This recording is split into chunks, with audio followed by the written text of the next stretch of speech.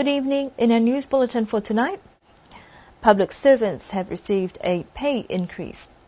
Civil society discussed and shared their views about the elections. Niue's clay target shooting team has returned with 3 medals from a competition that was held in New Zealand. Public servants have received a pay increase this week, much to their surprise, and government's employment body says this is part of a gradual process for pay parity.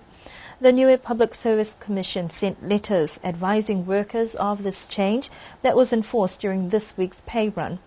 However, this adjustment does not include those who are contracted to projects or divisions that have been restructured to be housed within the companies of government like the Niue Power Corporation, Telecom or BCN.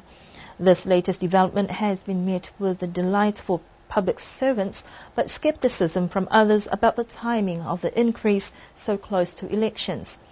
According to the chairperson of the Niue Public Service Commission, Atapana Siakimoto, this process started in 2015, where there was a review of the salary and remuneration scale.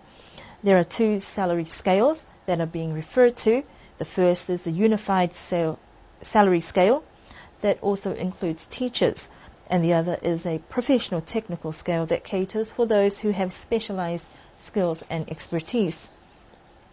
Premier Toki Taulagi was also quoted during his announcements at Constitution celebrations that government wanted to raise the salaries of public servants to match 80% of what you would earn in New Zealand, but due to financial constraints, they could only agree for up to 60%.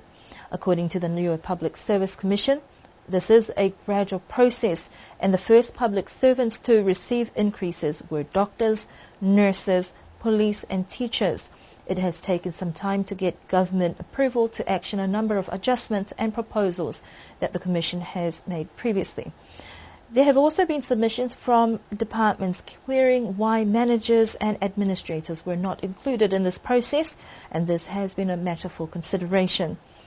The public servants' pay rise will cost government $1.3 million, and the next phase will be to increase the pay of Director Generals and Directors. Despite these explanations, people are wary of the timing and why these adjustments were not made months ago. Civil society representatives met this morning to share views about the upcoming elections and what they hope will be achieved specifically for institutional strengthening of non-government organizations. Today, a consultation was organized by the Niue Island United Association of Non-Government Organizations to raise any issues that they may have with their interaction with government and their understanding of the elections. It was also a chance for hopeful candidates to deliver thoughts on some of the policies or points they hope to raise if elected. There were strong views and concerns raised by some representatives about perceived political interference in some situations or decisions and need for change. However, they noted that there have been cordial relations with support from government at times, but there is still more to be done. The Pacific Island Forum Secretariat has sent 2 of their representatives as election observers to scope out the lead-up to the national elections this week. They spent the past few days with different groups and government officials to gauge what support is required, and the 2 election observers will be involved in the election process from pre-polling, the casting and counting of votes, outcomes of elections before they depart the island on Tuesday next week. According to the Niuengo President Sione Leolahi, the session held today was valuable to get perspectives from groups who are often forgotten. The presence of election observers also serves as a positive development to remind people that their views and votes are important. The national umbrella body for NGOs in Niuengo is also lobbying to get support for the establishment of an office and the necessary resources to support the various NGOs in order to be able to serve their members and also the minority groups. It is quite late to start talking about campaigning and voting processes, but Mr. Leolahi says Niuengo will make a request in future for election training to be provided through the forum, and that will benefit Niue in the future and the way people vote. The Niue Clay Target Shooting Federation has returned from competing in the World Masters Games in Auckland with 3 medals.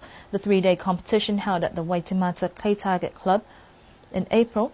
There was a 6-strong team. According to the chairperson of the Niue Shooting Federation, Dimitri Viliamu, they are very happy with the results and the achievements of the team. They competed in 3 different age categories. Isatose Talangi in the 30 to 39-year-olds,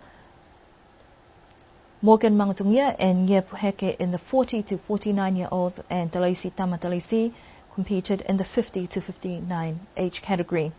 The first day was the down-the-line double barrel.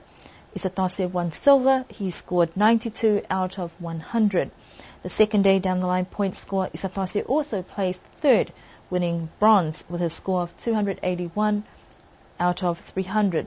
And for the third day, the single barrel, Isatose won a bronze, coming in third with a score of 84 out of 100. According to the Niue Shooting Federation Secretary, the achievements in this competition will help them qualify for other sporting events in the Pacific. The next World Masters Games will be held in Japan in 2021. And those are our news stories that we have for you this evening. Do join us again for our next news bulletin on Tuesday next week. But don't forget to cast your vote on Saturday. The polling booths will open at 9 in the morning.